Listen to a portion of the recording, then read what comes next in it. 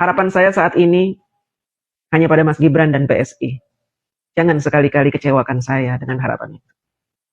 Karena harapan saya terhadap Bapak Prabowo sudah pupus. Saya tidak lagi percaya. Jangan coba bungkam suara saya, jangan coba suap saya. Jangan coba kalian ancam DJ. Jangan, ya. Karena saya tidak punya rasa takut secuil pun menghadapi kalian-kalian. Saya tidak punya rasa takut menghadapi hukum, karena apa yang saya katakan, tidak ada yang melanggar hukum. Kalaupun saya menyuarakan untuk melengsarkan Prabowo Subianto, itu ada alasannya. Karena Bapak Prabowo membela koruptor. Presiden yang membela koruptor tidak layak untuk didukung. Tidak layak untuk memimpin NKRI. Pak Prabowo katanya mau melawan korupsi sampai ke Antartika. Mana? Baru sampai Tom Lembong sudah ciut.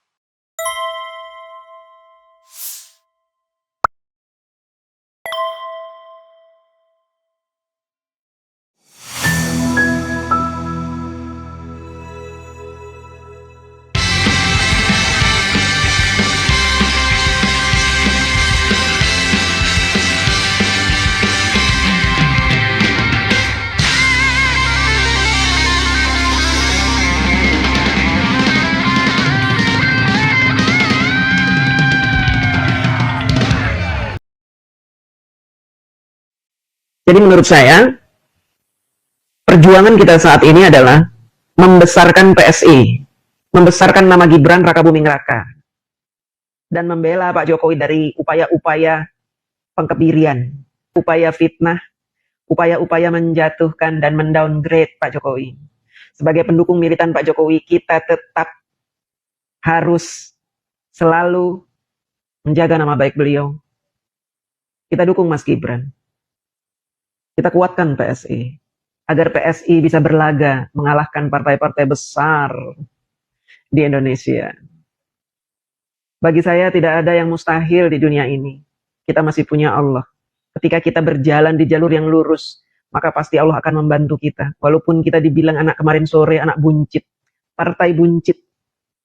Kenapa tidak bisa PSI mengalahkan partai-partai yang ada? Jika kita kompak, jika kita punya niat untuk menyatukan kekuatan, maka insya Allah PSI itu akan kuat mendukung Mas Gibran di tahun 2029 menjadi presiden.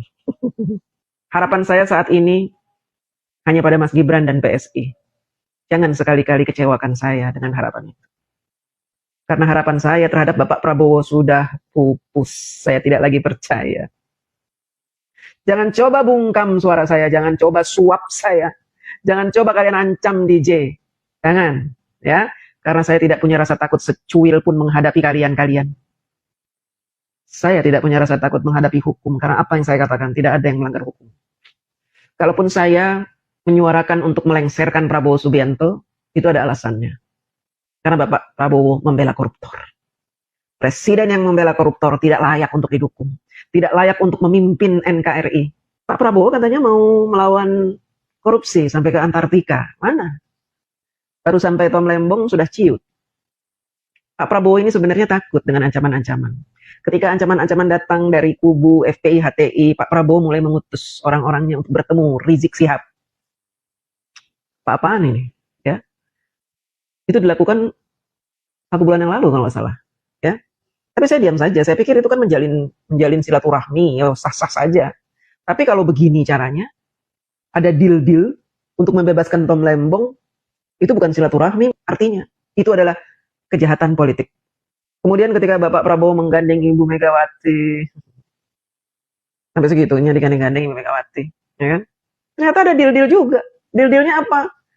Jasto minta dikasih amnesti. Kenapa segitunya sih Ibu Mega punya deal-deal dengan Pak Prabowo untuk amnesti ini, dan Pak Prabowo menginginkan itu? Alasannya apa? Supaya tidak gaduh, supaya anak-anak Banteng kalem, supaya anak-anak Abah diam, tidak lagi berisik, tidak ada lagi mantan-mantan jenderal yang minta memakzulkan gitu. Kan untung Prabowo memberikan amnesti dan abolisi. Jadi mantan-mantan jenderal itu tidak lagi berteriak-teriak makzulkan Gibran. Tapi imbasnya apa? Ketika muncul bendera One Piece yang dituduh Mas Gibran, kalian buat berita-berita hoax seolah-olah Mas Gibran menggunakan pin One Piece. Padahal foto aslinya seperti ini. Tidak ada pin One Piece gitu. suka membuat hoax. Pendukung Anies Baswedan dan anak-anak Abah memang tidak tahu diuntung. Masih saja menyebarkan hoax seperti ini. Kenapa bendera One Piece menjadi berkibar saat ini? Kenapa? Karena kalian selama ini membiarkan bendera-bendera negara lain berkibar di negara kita.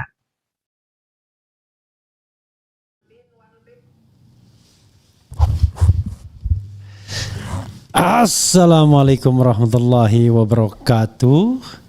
Sobat RH sekalian, jumpa lagi kita di channel yang keren ini. Keren cadas. Keren. Saya katakan keren nih orang ya. Beberapa pernyataannya bagus ya. Pernyataan lainnya terlalu curiga ya. Dan lain sebagainya. Jadi kalau dia mengatakan misalnya tidak takut, ya bagus ya. Kalau dia mengatakan tidak percaya lagi sama Prabowo, bagus gitu. Karena memang pemberantasan korupsi itu harus ditekankan.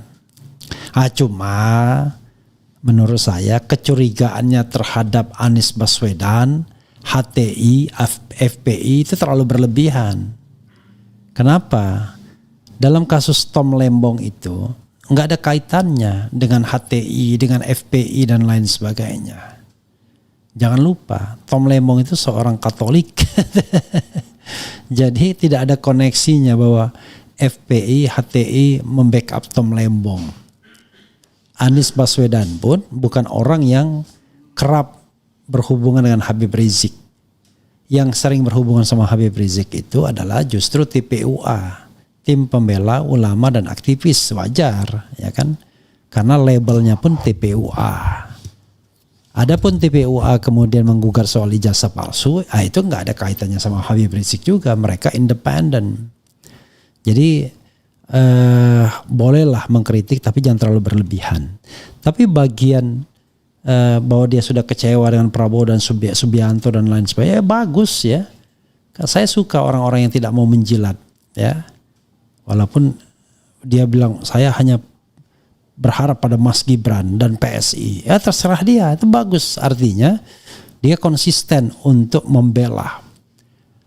Tapi dan saya lebih respect orang-orang yang punya nyali untuk beroposisi ketimbang nyali memuji-muji ya, selalu merekat-rekatkan Prabowo sama Jokowi, seolah takut betul kehilangan Prabowo dalam sisi Gibran atau Jokowi. Jadi kalau punya ideologi, punya fighting spirit ya kan, punya keinginan untuk mengalahkan partai besar, itu bagus itu ciri orang untuk maju. Cuman masalahnya apakah ini suara PSI atau suara pribadi yang tidak ada maknanya apa-apa di tengah arus PSI yang pragmatis misalnya. Kan itu persoalannya. Jadi sekali lagi sobat sekalian, kalau mengaitkan Tom Lembong dengan HTI, FPI itu terlalu berlebihan lah. Pertanyaannya adalah kenapa kemudian Tom Lembong diberikan abolisi? Ingat abolisi. Karena Tom Lembong memang tidak salah. Tom Lembong diincar. Dan yang incar itu adalah nomor punggung 7. Itu masalahnya. Dan kalau kita mengikuti sidang-sidang, jelas Tom Lembong tidak ada kesalahan apa-apa. Bayangkan. Tidak ada aliran dana. Dia ngikutin nggak? Tidak ada aliran dana kepada Tom Lembong. Kemudian tidak jelas kerugian negaranya. Dan kalau kita bicara tentang kerugian negara, itu gak jelas gitu. Gak ada orang yang ngentit. Yang ada adalah transaksi antara BUMN dan pihak swasta yang dikatakan kelebihan bayar. Nothing to do dengan Tom Lembong. Jadi kita harus lihat kasusnya. Jangan lihat globalnya saja. Oke. Tapi kalau dia bicara tentang deal Hasto dan Megawati, saya setuju. Saya ini orangnya objektif aja. Saya setuju. Tidak seharusnya Hasto mendapatkan amnesti. Kenapa? Karena dia belum menjalankan hukuman inkrahnya sesungguhnya. Jadi terlalu berlebihan mendapatkan amnesti. Tapi Hasto diincar. Begini, ada orang yang diincar karena dia salah, ada yang diincar karena dia Tidak salah. Nah, dalam kasus Tom Lembong ini dia diincar dan tidak salah. Hasto dia diincar dan dia salah. Sama-sama nomor punggung 7. Sama-sama David Beckham, Eric Cantona dan Cristiano Ronaldo yang ngerjain. Kan begitu. Itu persoalannya. Jadi kalau seandainya Prabowo memberikan abolisi kepada Tom Lembong, itu sudah seharusnya karena sudah peradilan sesat. Tapi memberikan amnesti kepada Hasto, saya setuju. Harusnya jangan. Harusnya ya itu kan jelas dia memang melakukan tindak pidana suap. Walaupun orang mengatakan ini kasus ecek-ecek. Iya, walaupun ecek-ecek. Barangkali hukumannya yang terlalu berlebihan dengan tuntutan 7 tahun. Kan lucu. Ya kan? Di satu didalilkan punya kerugian negara 500 miliar. 7 tahun tuntutannya. Satu didalilkan menyuap. Ya kan? 7 tahun juga. Kan it doesn't make sense sesungguhnya. Jadi kalau kita mau menegakkan hukum, ya please be objektif, ikutin betul kasusnya. Dalam kasus Harun Masiku itu ya memang kelihatan ada kerjasama antara sekjen ya yang ingin mengupayakan agar Harun Masiku itu masuk menggantikan Aprilia. Ya. Menggantikan, padahal Harun Masiku itu sendiri cuma ranking 4 atau ranking 5 yang kalau kita kaitkan dengan sistem pemilu ya lucu sekali. Begitu ya saudara sekalian. Ya, kepada DJ anak jenderal yang mengatakan Bitor sudah mati. Entah informasinya dari mana, dari chat GPT. Tapi boleh juga. Saya tidak percaya lagi dengan Prabowo, bagus ya. Saya justru menginginkan ya orang-orang yang tidak begitu percaya saja, kecewa dengan hal tertentu. Jadi saya memuji Prabowo dalam 2 hal, memberikan abolisi kepada Tom Lembong dan kemudian menghilangkan tantiem. Tetapi terhadap Hasto enggak, karena saya bilang Hasto bersalah, ya kan? Tindak pidana korupsi enggak pantas diberikan amnesti, suap dan lain sebagainya. Jadi perkara dia kemudian melawan Jokowi itu lain persoalan. Makanya kita harus pilah-pilah ya. DJ ini misalnya ya.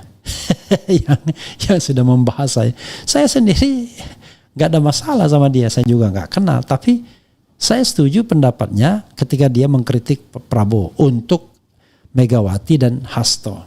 Tapi untuk Tom Lembong saya harus koreksi. Tom Lembong itu jelas-jelas dikriminalisasi, orang tidak salah tapi dikriminalisasi. Itu kita harus bedakan ya. Jadi kita tidak boleh bersikap zalim dan tidak suka ya. Makanya saya kan objektif. Saya senang dia mengatakan saya beroposisi terhadap Prabowo dan lain sebagainya. Karena saya tahu betul ya, Anies tidak mengupayakan apa-apa kepada Prabowo. Jadi saya mengikuti pembicaraan di antara mereka, tidak ada upaya apa-apa. Cuma dalam pikiran saya, kenapa kemudian Tom Lembong diberikan abolisi? Ada 2 hal. Pertama, secara material Tom Lembong memang tidak salah dan ini peradilan sesat. Yang kedua, Prabowo takut dampak dari dikriminalisasinya Tom Lembong pada iklim investasi. Jadi kalau orang luar negeri tahu, ketawa dia kasus ini. Masa seorang menteri perdagangan dianggap melakukan tindak pidana korupsi gara-gara transaksi antara BUMN dan swasta yang dianggap lebih bayar. Apa hubungannya sama Tom Lembong? Awalnya Tom Lembong dianggap karena merugikan keuangan negara dalam pengertian potensial loss ya. Jadi dia dianggap jadi saya harus pakai kacamata hitam dulu ya, kayaknya makin terang. Jadi saya terlalu terang sehingga mata saya sakit ya. Oke. Nah, jadi dalam kasus Tom Lembong misalnya itu bayangkan kalau orang luar negeri awalnya dianggap bahwa Tom Lembong membuat pendapatan negara berkurang. Jadi bukan korupsi tapi potensial loss. Kalau seandainya yang diimpor gula kristal putih, maka keuntungannya semuanya dapat dari BUMN. Kan sontoloyo cara berpikirnya demikian. Berikutnya ternyata pajak ekspor dan pajak impor. Jadi ya buat siapapun dia ini orangnya, DJ atau siapa gitu ya, bolehlah Anda memiliki semangat untuk membela PSI, itu hak Anda. Untuk bersandar pada Gibran itu hak Anda, saya hargai itu. Tetapi kalau melihat masalah itu harus jernih. Kasus Tom Lembong itu murni kriminalisasi. Kasus Hasto itu memang ada kasusnya, tapi dia kemudian diincar. Harusnya kalau penegakan hukum benar itu sudah sejak 5 tahun yang lalu itu ditegakkan hukumnya. Sejak 2020 kan. Nah di sini Anda benar, tapi jangan lupa pada waktu itu yang namanya Jokowi dan Megawati itu kan satu kesatuan. Yang membuat Hasto kemudian tidak diproses kan juga ibaratnya pemerintahan Jokowi gitu. Jadi kita harus jernih ya dalam hal ini ya.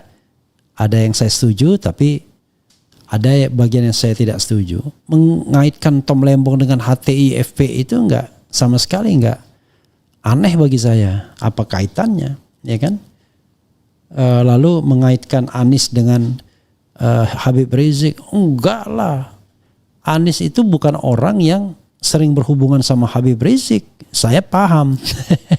Yang sering berhubungan sama Habib Rizik itu ya TPUA, Egy Sujana, Damai Hari Lubis, ya, tim pembela ulama dan aktivis. Tidak Roy Suryo, tidak Dr. Tifa, apalagi Rismon Hasiholan. Jadi kita harus paham, ya. Sekarang dalam kasus ijazah palsu misalnya, frontlinernya kan Roy Suryo, kemudian Dr. Tifa, Rismon yang tidak berafiliasi atau akrab dengan tokoh politik siapapun, cenderung performanya independen. Dan jangan lupa Rismon, kemudian Dr. Tifa, kemudian Roy Suryo ini bukan pendukung Anies Baswedan dalam Pilpres 2024.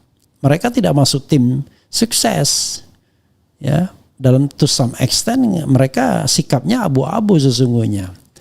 Dr. Tifa misalnya, dia antara Prabowo dan Anies gak jelas sesungguhnya. Artinya dia tidak memiliki sikap yang jelas. Tapi saya akui memang dia punya sikap oposisional terhadap Jokowi yang berkuasa.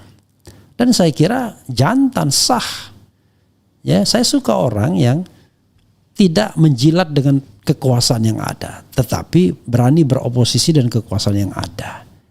Begitu. Saya nanti kalau Jokowinya sudah lemah, tidak mau saya ngeritik dia lagi. Tapi sekarang dia masih kuat, dia masih mengendalikan. Karena itu pantas pemimpin-pemimpin yang kuat itu dikritik kalau dia misalnya mau berbuat zalim. Begitu cara berpikir jantannya ya. Jadi kita tidak mengkritik orang yang lemah, tapi mengkritik orang yang kuat. Orang yang bilang Jokowi tidak lagi berkuasa. Iya, tidak lagi berkuasa, tapi masih mengendalikan. Dan jangan lupa anaknya wakil presiden. Karena itu ketika Anda mengkritik Prabowo dan Anda mengatakan tidak takut, saya hargai itu. Tapi ketika Anda kemudian mengkritik Tom Lembong dan mengaitkannya dengan HTI dan FPA itu terlalu lebay ya kan.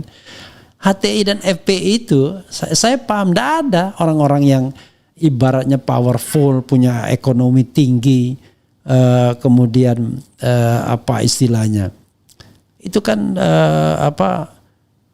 dibesar-besarkan pada masa pemerintahan Jokowi saja, di mana Jokowi mencari yang namanya musuh laten ya kan, melengsarkan Prabowo dengan kekuatan full tanpa rem. Luar biasa. Silahkan, keren tuh orang ini kan. Nggak apa-apa menurut saya, silahkan saja. Tapi ya saya membayangkan ya, kalau orang biasa sudah ditangkap sama polisi, tapi nggak boleh. Ini aspirasi. Itu sama saja dengan aspirasi untuk melengsarkan Gibran, memaksudkan Gibran. Jadi kalau pihak sono bilang makar, itu Anda terlalu berlebihan. Saya tidak pernah mengatakan orang yang menyampaikan aspirasi itu berbuat makar.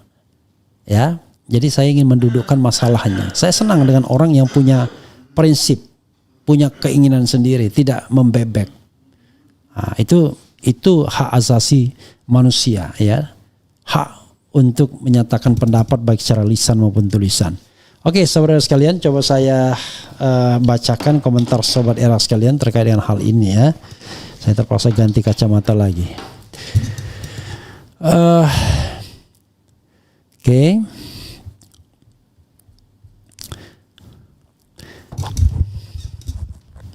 Oh ini saya bacakan saja dulu ya. Oh ini DJ anak jenderal yang mulutnya mulut orang jualan sayuran di pasar. Perang, ayo kader PSI jelas PKI gaya baru, hancurkan orang yang jadi kader yang sombong tuh orangnya si Jokowi, hancurkan. Pelongo-pelongo kok pengen jadi presiden, DJ anak PKI, termul betina kelas kampung, upaya matamu. Jepara hadir Bang RH, perang lawan PKI, wah udah koslet sarafnya. Mensreanya udah kelihatan jahat banget, wah oh termul ad-ed yang wedok juga ya. Sapa sudi dukung kau, coba cek betina ini silsilah keluarganya, anak jenderal siapa? Ya anak jenderal itu maksudnya Jenderal Prabowo ya, untuk anak abah, untuk melawan anak abah itu ya. Kemudian setan ngaku perbuatannya baik dan lurus, siap kita layani. Ya sudahlah ya, nggak saya bacakan semua ya, kayak langsung jumping up terakhirnya. Pemimpin yang adil itu maksudnya juga tidak membeda-bedakan suku, ras, dan agama. Tetapi bagaimana ketidakadilan ini dengan seorang pemimpin yang memperkaya diri, tidak mau jujur dan terbuka terhadap rakyatnya. Kalau semua koruptor diberi pengampunan, rusaklah negeri ini. Sepakat ya. Ayo laporkan DJ anak jenderal mengajak perang. Mensreanya udah kelihatan jahat, bikin pecah belah bangsa. Udahlah, jangan terlalu berlebihan. Saya terus terang saja, saya nggak suka ya dengan orang sebentar laporkan, sebentar laporkan, sebentar. Biarkan orang berpendapat, nggak ada salah ya. Nah cuman kalau pendapatnya itu memang menurut kita agak keliru, ya kita kasih counter argumen. Makanya saya kasih 3 nih. 2 saya setuju dengan DJ, 1 yang saya tidak setuju. Ya. Ketika dia menyampaikan aspirasi tidak percaya lagi dengan Prabowo, ya karenanya katanya Prabowo mau korupsi dan mau mengejar koruptor sampai Antartika. Menurut saya benar, dia ada benarnya, karena Prabowo belum menunjukkan determinasinya dalam pemberantasan korupsi, ya kan? Beda, ini bukan pemberantasan korupsi dalam kasus Tom Lembong, tapi dia menyelamatkan peradilan sesat, itu 1. Yang kedua, saya setuju. Ketika kong kali kong, runtang-runtung Prabowo Mega dan pembebasan Hasto itu sesuatu yang ia permasalahkan. Saya setuju. Apalagi standpointnya dari seorang kader PSI. Saya setuju ya, kita hormati. Tapi ketika dia mengaitkan Tom Lembong dengan HTI, FPI, nah itulah di situ lebaynya menurut saya. Ada kaitannya sama sekali.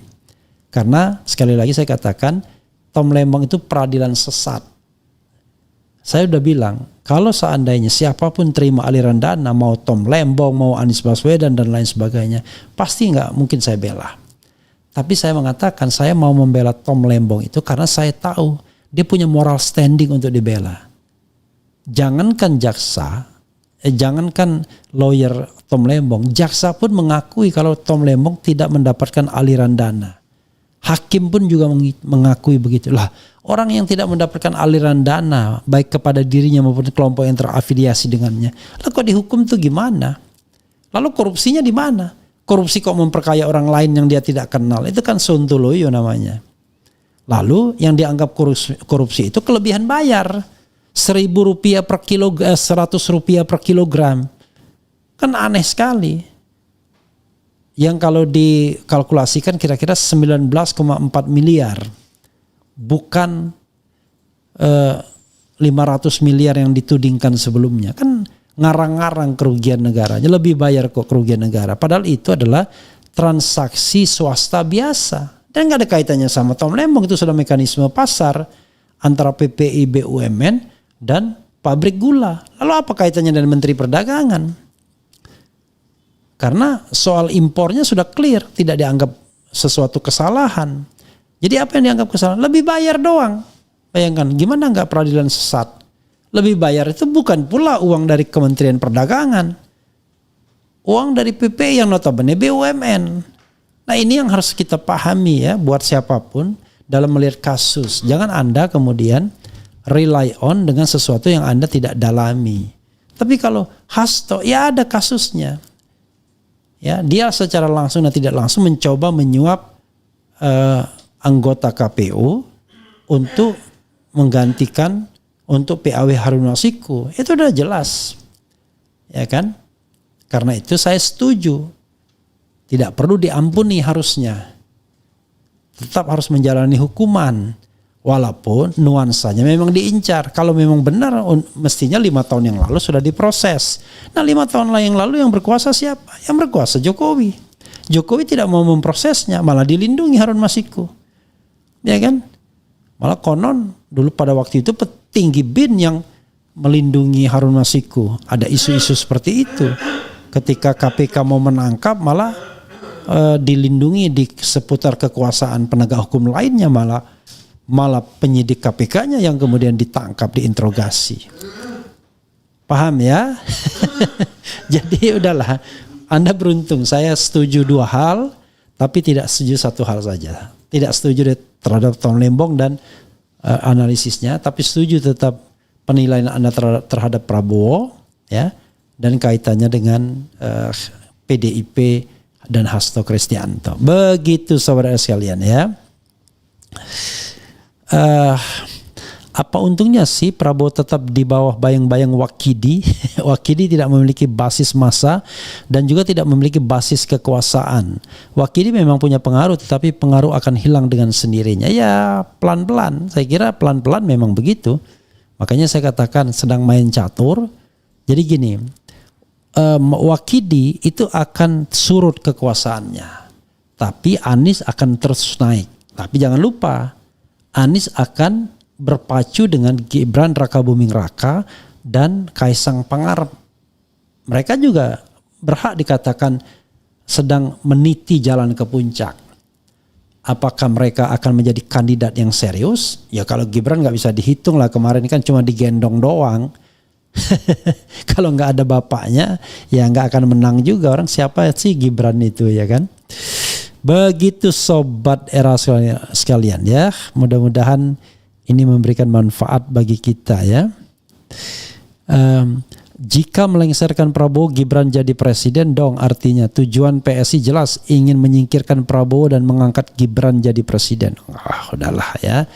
Kalau orang kemudian mengkritik juga nggak apa-apa. Bang Refli Harun, apakah Kepres Hasto amnesti bisa dibatalkan dengan digugat di Petun? Orang ini rekam jejaknya dulu membela Jokowi luar biasa, jahat, suka mengkriminalisasi dan mempersekusi orang. Ya, dan kemudian pakai nama-nama Tuhan juga. Tapi ya berhak semua orang kan. Semua orang berhak menggunakan nama Tuhan karena dia hamba Allah semuanya kan. Kita tidak boleh memonopoli juga ya. Jadi kalau DJ ini kita punya Allah Subhanahu wa taala, yakin dan lain sebagainya. Ya itu hak dia juga ya. Hak dia. Jadi saya katakan sekali lagi, be objektif ya. Jangan terlalu karena kita tidak suka dengan satu kaum kemudian kita langsung gebiak uyah ya. Toh saya juga walaupun dikritik tapi saya berusaha objektif. Anda benar kalau Anda tidak suka Prabowo kelihatan lemah dalam pemberantasan korupsi. Anda benar kalau kelihatan bahwa Prabowo bukan takut ya. Prabowo ingin tukar tambah dengan Megawati. Tapi Anda menurut saya salah kalau mengatakan Tom Lembong adalah koruptor dan kemudian Prabowo takut dengan anak-anak abang. Enggak. Ya, yang dia takutkan ada khawatirkan adalah dampak internasionalnya terhadap investasi Indonesia. Bayangkan kalau dunia internasional paham atau tahu soal Tom Lembong, ketahuan mereka. Tetapi at the same time akan memunculkan ketidakpastian. Orang nggak mau nanti impor dan ekspor dan impor kalau begini caranya. Ya, atau paling tidak ada kekhawatiran. Kalau ada alternatif lain, mereka pilih alternatif lain karena hukum di Indonesia penuh ketidakpastian. Bagaimana seorang yang tidak menerima aliran dana baik kepada dirinya sendiri maupun pihak yang terafiliasi, kemudian ada transaksi bisnis murni pasar dengan antara BUMN dan pabrik gula swasta tersebut lalu dia yang disalahkan. Aneh kan? Awalnya yang disalahkan adalah kebijakan ekspor impornya kan. Tetapi setelah persidangan tidak ada kaitannya sama sekali kebijakan ekspor impor itu. Yang ada adalah kelebihan bayar. Nah, tidak ada lagi masalah. Kelebihan bayar itu adalah soal transaksi antara swasta dan BUMN. Begitu sobat era sekalian ya. Tapi hebat juga nih perempuan ini, jagoan juga deh. Tidak ada yang berani, tidak ada yang bisa katanya. Luar biasa. Saya tidak takut katanya. Ya memang seharusnya begitu. Dan saya tidak pernah menyuruh orang melaporkan. Kalau Anda tidak setuju dengan sesuatu, ya Anda kasih counter argumen dong ya. Jangan kemudian apa tadi ada yang komentar, kita laporkan. Saya nggak suka ya dengan orang-orang sebentar-bentar laporkan. Kita jangan membungkam orang, pendapat orang dengan melaporkannya ke polisi. Kalau dia mengatakan, ayo kita mengusulkan Prabowo, ya itu aspirasi politik dia, silahkan saja, dia kan insan politik. Ya, sama tapi kawan-kawannya nggak boleh juga mempermasalahkan jenderal-jenderal yang beraspirasi mengusulkan Gibran. Itu yang paham ya. Itu yang namanya kita menjaga demokrasi dan konstitusi. Jangan kita giliran teman kita bolehkan, orang lain tidak boleh, atau sebaliknya. Ya, kita kemudian melihat bahwa kita mau makzulkan Prabowo itu perbuatan yang sah, tapi begitu ada kata-kata makzulkan Gibran itu menjadi sesuatu yang tidak sah. Enggak lah, saya kan nggak pernah bilang Anda ditunggangi oleh siapapun. Kalau Anda mengatakan saya tidak puas dengan Presiden Prabowo dan saya ingin memakzulkannya, silahkan, itu adalah aspirasi. Sepanjang orang masih bicara tentang pemakzulan, itu bicara tentang constitutional path, ya, jalan konstitusional. Tapi kalau sudah bicara saya akan angkat senjata, saya akan tembak, itu nggak boleh, baru makar namanya. Ya, itulah sebabnya konstitusi menyediakan ayat-ayat pemakzulan atau ayat-ayat pemberhentian presiden. Paham ya? Mudah-mudahan bermanfaat. Wassalamualaikum warahmatullahi wabarakatuh. Keren cadas. Cia.